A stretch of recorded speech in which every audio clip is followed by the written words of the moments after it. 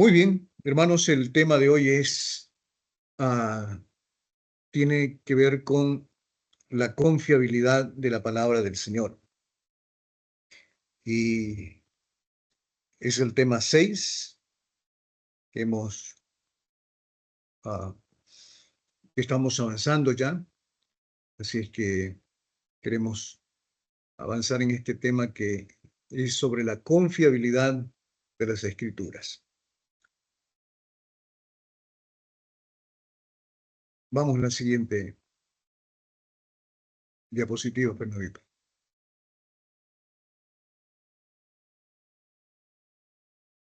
He puesto una pregunta ahí, dice: ¿puede un cristiano hoy, en pleno siglo XXI, afirmar la doctrina histórica de que la Biblia es confiable e inerrante? Hermanos, nosotros vivimos en una época en que nuestra fe no solamente es combatida, sino también que se busca quitar las bases de ella, ¿verdad? Y la Biblia es la base principal. Como explicábamos el otro día, aún la reforma ah, que encabezó Lutero tenía como base la sola escritura. Y de la sola escritura se desprenden las cuatro solas que él defendía como algo que nunca debía apartarse de la fe cristiana, ¿no? La sola fe, la sola gracia, la sola gloria para Dios, ¿verdad? Y me falta una: sola escritura, sola gracia, sola fe, solo para Dios la gloria. ¿Qué me falta, hermano? ¿Qué sola me falta? Se me fue en este momento. Bueno, pero ahí está entonces la base de la fe cristiana, ¿verdad? La Biblia. Entonces, vamos a ver hoy por qué un cristiano puede confiar, por qué un cristiano de este tiempo puede confiar en esta verdad que siempre se ha mantenido, de que la Biblia es confiable e inerrante. Hoy vamos a hablar sobre todo de la confiabilidad de las Escrituras. Cuando hablamos de la confiabilidad de las Escrituras, ah, tenemos esta definición, ¿no? Las Escrituras inspiradas por Dios son totalmente verdaderas en todo lo que afirman en los autógrafos originales y, por tanto, funcionan con la autoridad de las mismas palabras de Dios, ¿no? Fíjense que hay un elemento que es importantísimo entender. Estamos hablando de los autógrafos originales, es decir, de los escritos originales, ¿no? Entonces, esas escrituras son inspiradas por Dios y son absolutamente confiables porque son las mismas palabras de Dios. Es decir, la Biblia no es un libro que contiene la palabra de Dios. La Biblia es la palabra de Dios escrita, ¿no? Traducida, más bien transcrita, ¿no? Y como hemos visto, también hay casos en que el Señor dicta tan meticulosamente la escritura, ¿no es cierto? Como cuando le habla a Moisés y le dice cómo debía ser el tabernáculo, cómo debía ser la vestidura para los sacerdotes. A mí me sorprende ese cuidado que el Señor tuvo para dictarle cosa por cosa, palabra por palabra a Moisés, de manera que él no se equivocara. Estuvo 40 días y obviamente escribir 40 días ahí todas las leyes del Señor, ¿verdad? Entonces, es porque él tradujo directamente lo que el Señor quería que se comunicara a su pueblo. Entonces, esa es la doctrina de la confiabilidad e inerrancia, ¿no? Que las escrituras inspiradas por Dios, ¿no? No los otros libros, son totalmente verdaderas, ¿no? Y funcionan con la misma autoridad que la palabra directa de Dios. ¿Por qué los cristianos podemos confiar en lo que dice la Biblia entonces? Hay varias razones. Entre esas, la evidencia histórica, la narración de hechos comprobados que hay en los manuscritos de la Biblia son evidencia de su veracidad. Es decir, la Biblia narra desde el Antiguo Testamento, ¿no es cierto? Hechos que pueden ser comprobados en forma histórica, por documentos, por comparación, inclusive de otros documentos históricos de países, y cada vez se va descubriendo más cosas que la Biblia afirma y que la ciencia va descubriendo, ¿no? En este caso, la arqueología particularmente, ¿no? Y la arqueología ha confirmado la veracidad de lugares, de personajes y eventos bíblicos, tanto del Antiguo Testamento como del Nuevo Testamento. Entonces, ahí tenemos la evidencia histórica. Entonces, pero además, hermanos, el cumplimiento exacto de las profecías que la Biblia contiene son elementos que la convierten en confiable. Si alguna de las profecías que contiene la palabra del Señor no se hubiese cumplido, podríamos decir, bueno, ahí hay algo en que nos lleva a no confiar totalmente, ¿verdad? Pero lo maravilloso es que todas las profecías, inclusive en muchos casos con fechas exactas, como cuando el Señor le dice a José que su descendencia sería esclava ahí, pero después volverían a la tierra que él había prometido a sus antepasados, en este caso a Abraham e Isaac, ¿no? Y además todas las profecías, ¿verdad? Del Antiguo Testamento y del Nuevo Testamento, ¿no? Cómo se han ido cumpliendo, empezando, por ejemplo, por lo que el Señor dijo acerca de la destrucción de Jerusalén, ¿no? Y eso ocurre el año 70 de nuestra era. Entonces, aproximadamente 30 años antes o 40 años antes, el Señor había profetizado que eso iba a ocurrir y ocurrió exactamente como el Señor lo dijo. La dispersión del pueblo de Israel, que logra nuevamente volver a ser pueblo en el año 1948, entonces es otra profecía también del Señor, ¿no es cierto?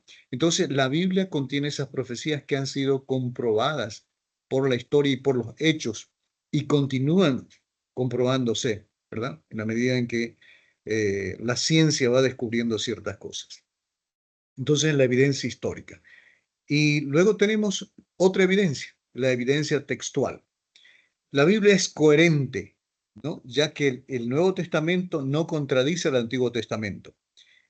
Recuerdan que hablamos de los 4 filtros, ¿verdad?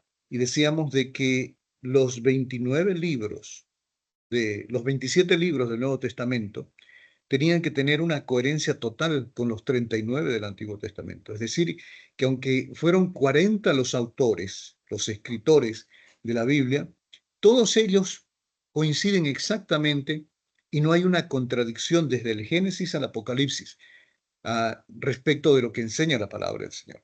Entonces, fueron 40 personas en diferentes lugares, alrededor más o menos de 1500 años, en que fueron escritos los 66 libros que nosotros tenemos.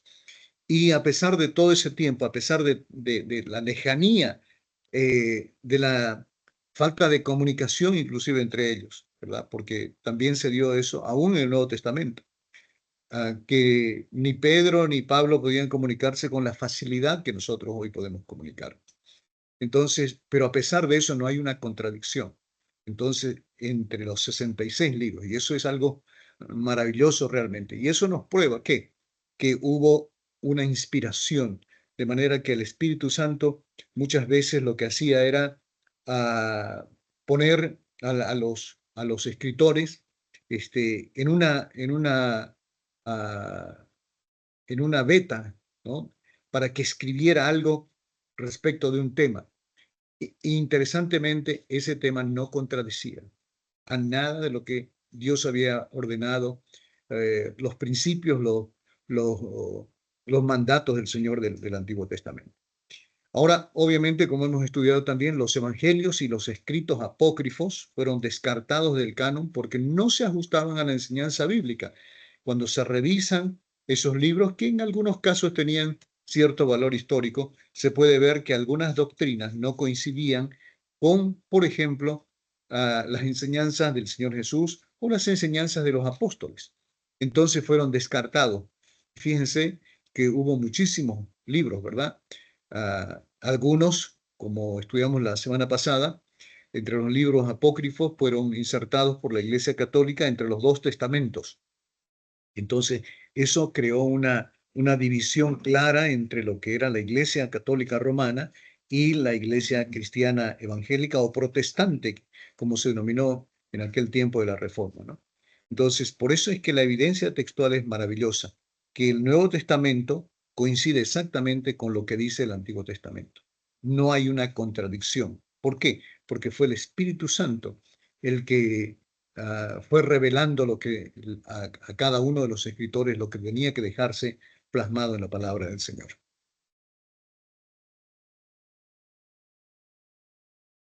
Y nuestra confianza en la Biblia.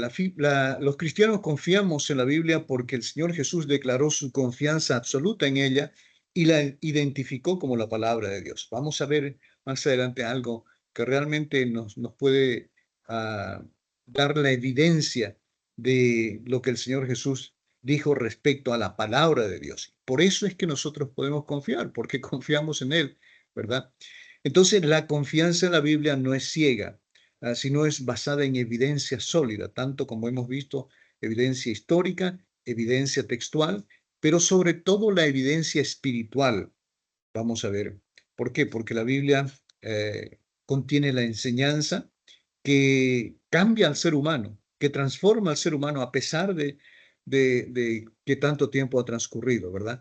Entonces, ella no es simplemente un libro que sirvió para una etapa de la iglesia o del pueblo de Israel, sino es un libro que tiene vigencia hoy en todo sentido, ¿no? La Biblia no pasa de moda, no pasa su tiempo, no pasa su vigencia. Así que por eso es que nosotros podemos confiar en la palabra del Señor.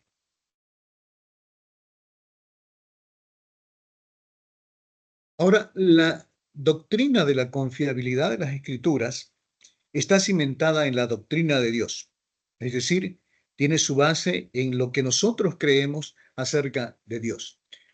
Creemos de que Dios es verdadero, ¿no es cierto? Y digno de absolutamente toda nuestra confianza. Ah, Así también es su palabra registrada en los autógrafos originales, en los escritos originales de las Escrituras.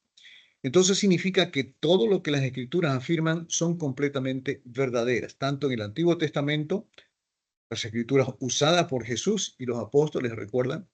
Entonces, ¿por qué las usaron? Porque eran absolutamente confiables. Y obviamente también las del Nuevo Testamento, los escritos de los apóstoles o de las personas que estuvieron muy cerca de ellos. Entonces, todas ellas son verdaderas porque el Señor las usó y lo que vemos en el Evangelio es la vida del Señor, ¿no es cierto? Que es el cumplimiento de lo que decían las escrituras del Antiguo Testamento. Entonces, por eso es que nosotros podemos confiar. Ahora, en la medida en que los autógrafos originales, es decir, los escritos originales, hayan sido fielmente copiados, traducidos y transmitidos, las escrituras son inerrantes en sus copias. ¿Qué queremos decir con esto? En un próximo tema vamos a hablar de la inerrancia de la palabra del Señor. Pero fíjense ustedes de que hoy hay muchas Biblias, ¿no es cierto? Y inclusive llegó un momento determinado en que sectas hicieron sus propias versiones de la Biblia, como los mormones, como los testigos de Jehová y otros, ¿no? E inclusive los adventistas, ¿no? Ah, pero por otro lado, hay muchas Biblias, muchas versiones hoy llamadas, por ejemplo, Biblias modernas, ¿no? Y en muchos casos hay que admitir, hermano, que esas traducciones no se apegan exactamente a los originales, es decir, no hay una correcta interpretación. Muchas veces han sido traducidas con un propósito de llegar a cierto público. ¿Por qué? Porque básicamente detrás de todo eso hay un interés económico. Es decir, saco una Biblia para este segmento de público, ¿no es cierto? Para que ellos me compren. Aunque tengan la otra Biblia, voy a decir que esta es una Biblia muy especial. Y a veces esas traducciones han incurrido en faltas, ¿no? Que transgreden las normas de la hermenéutica y de la exégesis. La hermenéutica son los métodos para interpretar la palabra del Señor. Y la exégesis es básicamente el significado de palabras dentro de la escritura. Entonces, a veces se han puesto términos para sustituir otros que no se apegan exactamente a lo que decía el original. Entonces, por eso es que hablamos de los autógrafos originales. Ellos deben ser fielmente copiados, traducidos y transmitidos.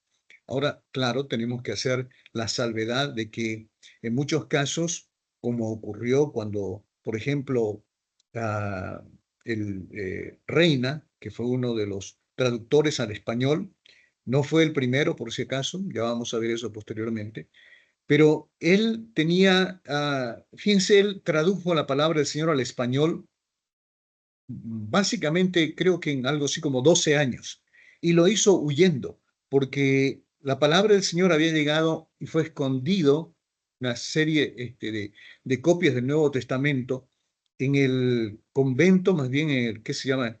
En el lugar donde él estaba como monje, en un monasterio, lo había escondido una persona que llevaba, vamos a decir, como una especie de contrabando el Nuevo Testamento. Dejó allí, y los monjes que estaban allí, entre ellos Casiodoro de Reina, lee la escritura y dice, esto hay que traducirlo, hay que traducir la Biblia totalmente. Y entonces él empieza a ser perseguido, y en esa persecución durante ese tiempo, porque no era simplemente una persecución, básicamente era tratar de darle muerte a quien estaba haciendo ese trabajo. Entonces esta persona huye, y durante su huida, escondido con todo lo que ello implica, ¿verdad? Él hace esa traducción. Y evidentemente habían palabras que probablemente en el español no se ajustaban exactamente a lo que decía el griego, por decir, en el Nuevo Testamento, o lo que decía el Antiguo Testamento. Entonces, hay evidentemente palabras que pueden ser sustituidas hoy porque se ajustan más al verdadero sentido. Pero eso no altera el mensaje original. Así que por eso es que creemos que las escrituras son inerrantes en sus escritos originales, y obviamente hoy lo que se trata es de que las nuevas versiones puedan apegarse lo máximo a esos originales.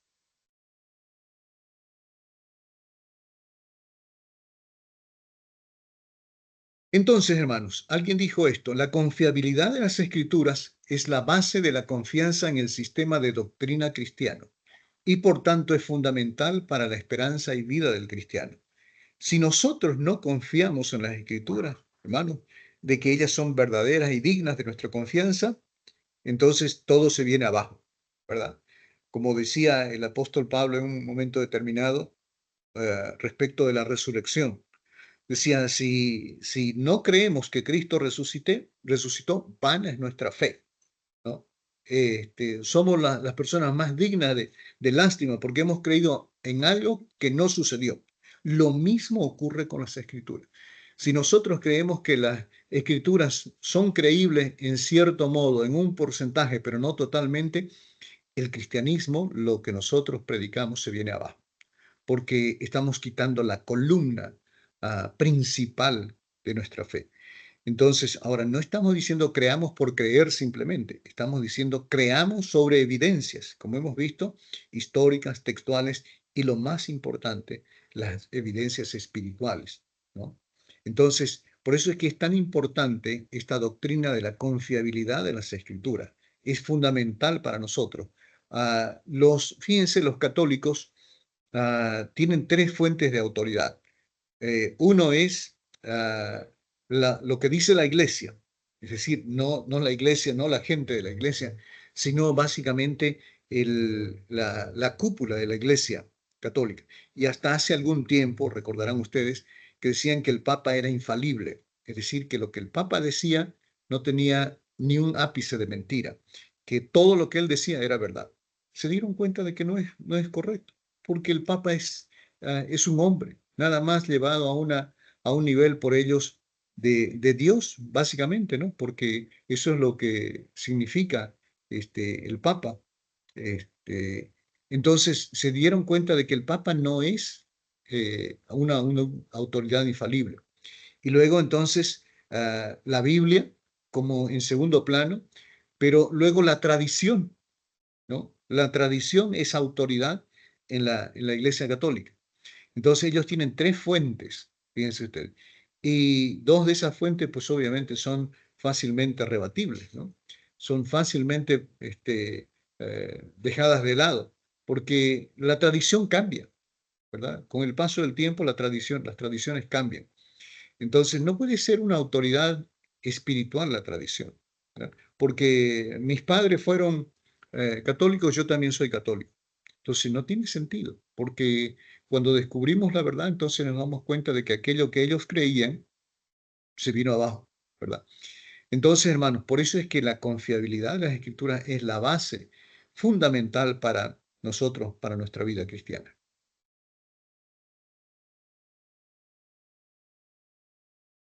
¿En quién confiamos? En el Dios de la verdad, ¿no es cierto? Entonces, la confiabilidad es un corolario, es decir, es un resultado de la inspiración. Hemos visto que toda la escritura, como dice 2 Timoteo 3:16, es inspirada por Dios. Ahora, cuando se habla de toda la escritura, evidentemente ahí Pablo está hablando de la escritura del Antiguo Testamento. Pero si creemos de que el Señor inspiró el Antiguo Testamento en sus 39 libros, ¿no es cierto? Pero esos 39 libros, ¿de qué hablan? Hablan del cumplimiento de la venida del Mesías. ¿Y qué es el Nuevo Testamento? Básicamente la vida del Mesías, ¿no es cierto? Las enseñanzas en los evangelios y las enseñanzas en el resto del Nuevo Testamento, de Pablo, de los apóstoles, de Pedro, de Juan, coherentes con esas enseñanzas que dejó el Señor Jesús. Ninguna de las enseñanzas de Pablo, ni de Pedro, ni ninguno de los que escribió cartas en el Nuevo Testamento contradice los principios que enseñó el Señor Jesús. Entonces, fijémonos, la confiabilidad de la inspiración de la palabra del Señor, más bien la confiabilidad es un corolario, es un resultado, es un efecto de la inspiración. Entonces, si creemos que Dios inspiró los 66 libros, entonces debemos confiar en esos 66 libros, ¿verdad? Porque podemos afirmar que es verdad en todo lo que afirma y por tanto también es confiable. Si el Antiguo Testamento es confiable, y el Nuevo Testamento es un efecto, un resultado del Antiguo Testamento, entonces obviamente es confiable. Entonces, el Dios que inspiró su palabra lo ha hecho de una manera que es veraz. El Dios trino es la verdad misma. Recuerden lo que dijo el Señor Jesús, ¿verdad? En San Juan 14:6.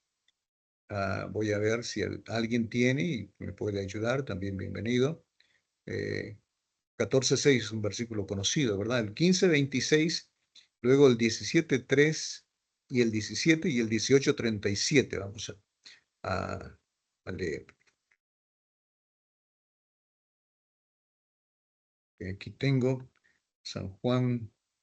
Voy a, pues, el 14:6 es verdad cuando dice el Señor, yo soy el camino, la verdad y la vida.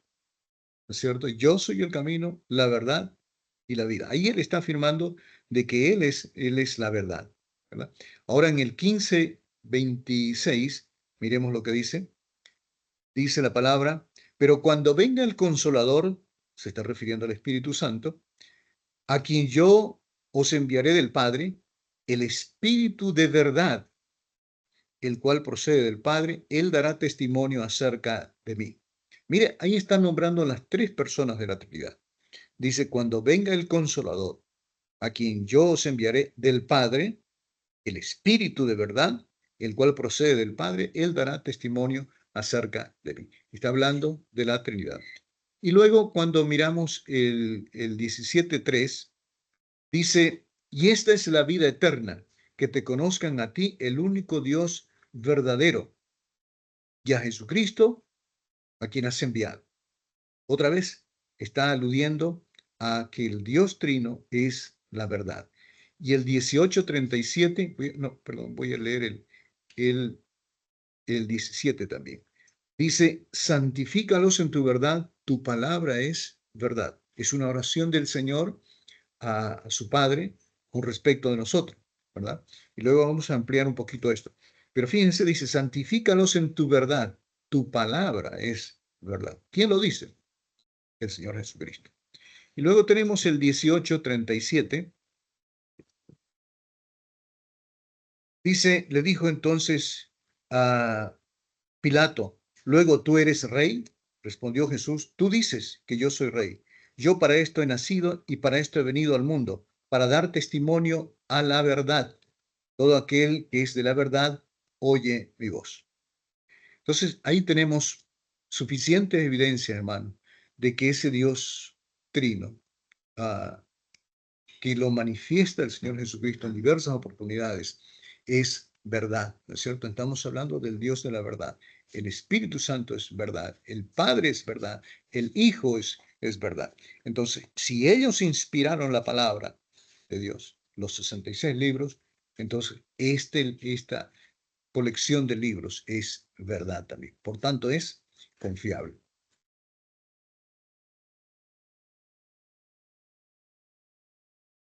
Entonces, si Dios es el autor de las Escrituras, no debemos separar el carácter del autor divino de su hablar divino.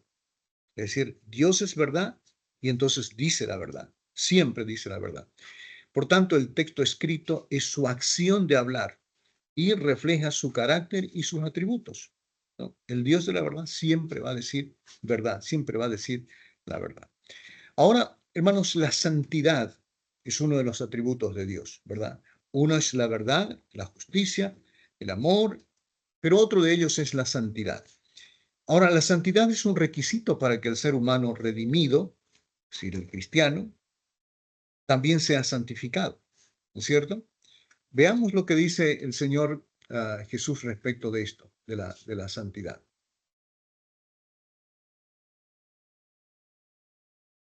¿Qué proveyó Dios para que los creyentes busquemos y alcancemos la santidad? Su palabra, su palabra. Eso es lo que Dios proveyó para el ser humano. No es ninguna otra cosa. No nos dejó ningún otro elemento, nada que pudiéramos decir, bueno, tenemos que hacer esto para ser santos. Nos dejó su palabra. Y a través de ella, obviamente, lo que se busca es la santidad, ¿no es cierto? El Señor Jesús en su oración intercesora dijo, no ruego que los quites del mundo. Estaba hablando de sus discípulos, sino que los guardes del mal. No son del mundo como yo no soy del mundo, dice. Santifícalos en tu verdad, tu palabra es verdad. Como tú me enviaste al mundo, también yo los envié al mundo. Y por ellos yo me santifico, para que ellos sean también santificados ¿en qué? En la verdad, ¿no? Pero no ruego solo por esto, sino también por los que han de creer en mí por la palabra de ellos. ¿Cuál es la palabra que nosotros vamos a llevar para que el mundo crea, para que el mundo se acerque, para que las personas que no conocen al Señor lleguen a conocerlo? La Biblia, ¿no es cierto? No es nuestra palabra, ¿verdad? Es lo que dice la palabra del Señor lo que hace el efecto. Porque recuerden lo que dice la palabra misma. Dice que la fe viene por el oír y el oír por la palabra de Dios. Es decir, yo no puedo convertir a una persona. Lo que yo puedo hacer es compartir la palabra de Dios, ¿verdad? Yo puedo evangelizar, pero no puedo convertir a la persona. Entonces, por eso es que es tan importante que nosotros entendamos que es la palabra la que hace el efecto. No somos nosotros, aun cuando podamos ser muy buenos predicadores o muy buenos maestros, ¿verdad? Es la palabra del Señor la que hace un efecto. Es el Espíritu Santo actuando en ella, a través de ella, que toca el espíritu de las personas que escuchan y entonces viene un arrepentimiento y luego viene una conversión. Entonces, qué interesante, fíjense ustedes, nosotros somos santificados en la verdad, pero la palabra que nosotros vamos a compartir con otras personas tiene que ser también esta, la verdad, ¿no es cierto? Entonces, hermanos, en conclusión, nuestra perspectiva de la escritura debe ser la misma que la de Jesús, ¿no? Tu palabra es verdad, dijo el Señor Jesús. Nosotros, por tanto, también debemos afirmar eso. Y la manera en la que Jesús y sus discípulos tratan las escrituras del Antiguo Testamento es siempre con confianza y reverencia. Nunca hubo una situación en la que ellos no estuvieran de acuerdo en eso, ¿verdad? en que la escritura era inspirada por Dios. Pedro lo ratifica. Dice que los hombres de Dios fueron inspirados para que pudieran escribir lo que Dios quería que supiéramos. Entonces, fíjense ustedes que los discípulos y el Señor Jesús tratan las escrituras del Antiguo Testamento con la confianza y reverencia que ellas se merecen. Ahora, el Evangelio que ha llegado a nosotros y que es prueba del poder transformador de Dios es la evidencia de que la palabra revelada por Dios es confiable porque no ha fallado. Entonces, todo lo que decía el Antiguo Testamento, de lo que haría, de lo que sería el Mesías, de la conversión de los gentiles, ¿no es cierto? A nosotros, entonces llegó a cumplirse y por tanto no ha fallado. ¿Por qué no ha fallado? Porque es verdad. Y si es verdad, es absolutamente confiable. Entonces, hermanos, creo que esto es muy importante que nosotros entendamos así, de esa forma, ¿verdad? No solamente por una afirmación que pudiéramos hacer ante una persona que nos quiera rebatir la base de nuestra fe, ¿verdad? ¿Por qué la palabra de Dios es confiable? Por esto, por estos aspectos que hemos expuesto hoy. Así que yo espero que esto nos sirva para cada uno de nosotros, para que podamos compartir la palabra del Señor. En la siguiente semana, en la siguiente clase, vamos a hablar de cómo nos llega a nosotros la, la palabra del Señor, ¿verdad? Es toda una historia muy interesante, y en la que vamos a ver también, vamos a rebatir ese argumento de la inerrancia de la palabra del Señor, ¿verdad? La crítica textual que se llama, que es básicamente buscar por qué creemos que la Biblia es inerrante, ¿no? Entonces, vamos a tocar en el próximo tema. Si tienen alguna pregunta, algún comentario, hermanos, bienvenido. Este es el tiempo para hacer eso.